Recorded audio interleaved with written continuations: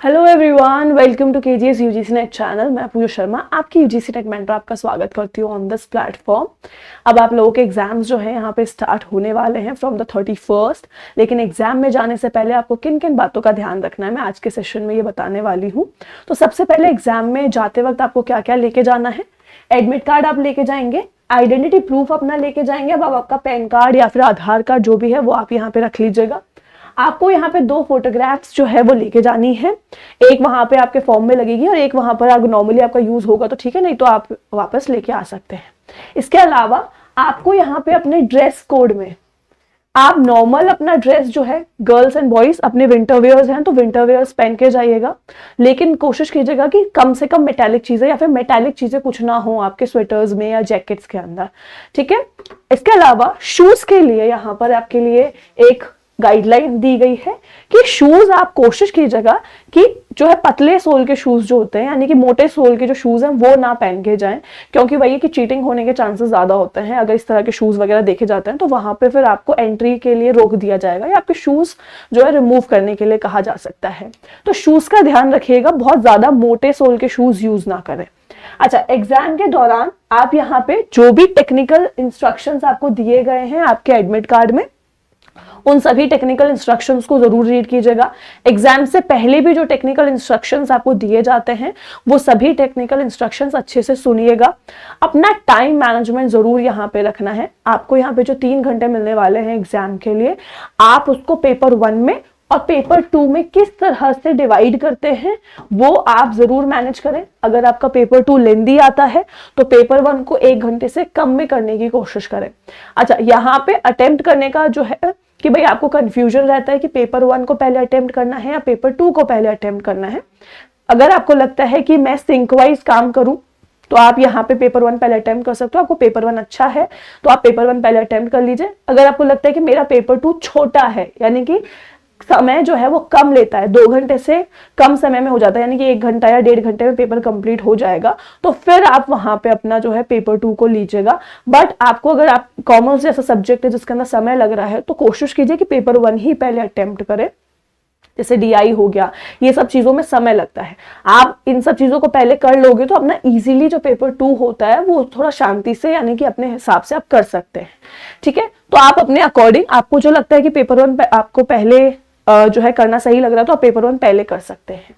इसके अलावा एग्जाम के दौरान अगर आपको लगता है कि कोई क्वेश्चन जो आपने पढ़ा नहीं है या आपको यहाँ पर थोड़ा सा उसके अंदर 50-60 ऐसा % का कुछ चल रहा है कि आपको डाउट है कि ये ऑप्शन सही है कि नहीं है, तो कोशिश कीजिएगा कि अपने ऑप्शंस में एलिमिनेशन टेक्निक अप्लाई करो। 4 ऑप्शन होते हैं, 4 ऑप्शन में से कौन सा ऑप्शन रिलेट नहीं कर रहा है उनको हटाते जाओ और देन उसके बाद में अपना जो है जो करेक्ट आंसर है उसको रिलेट करके देखो कि क्या वो आंसर से मैच कर पाता है कि नहीं कर पाता है।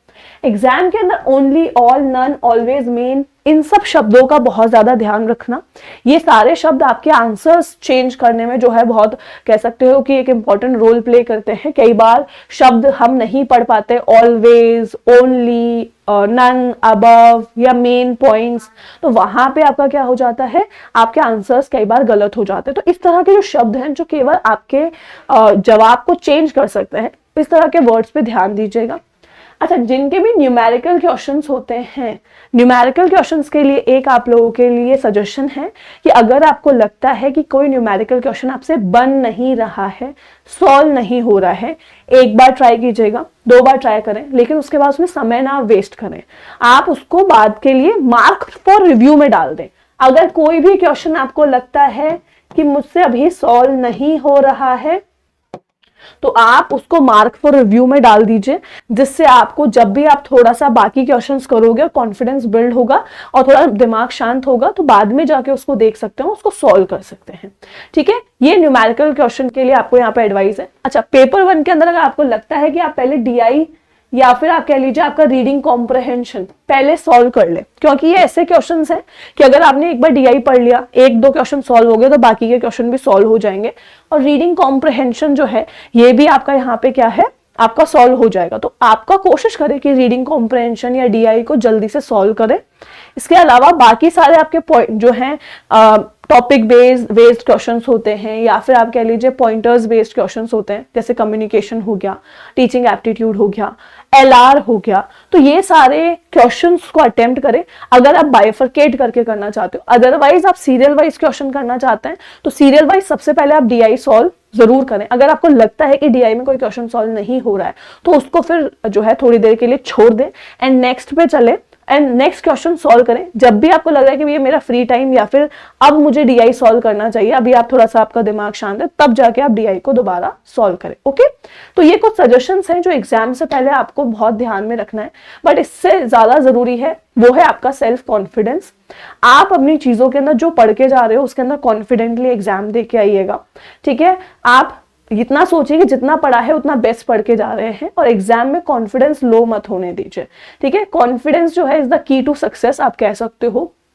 तो आपके लिए अभी फिलहाल एग्जाम में जो वर्क करेगा वो आपका सेल्फ कॉन्फिडेंस है कि आपको अपने ऊपर कितना विश्वास है। ठीक है, और जितना पढ़ के गए हो उसको रेगुलरली रिवाइज करते रहिए। Okay, best of luck all the students. यहाँ पे आपका एग्जाम अच्छा हो। प्लीज कमेंट सेक्शन में अगर कोई और भी डाउट है तो आप मुझे बता सकते हैं। बाकी all the best to all of you.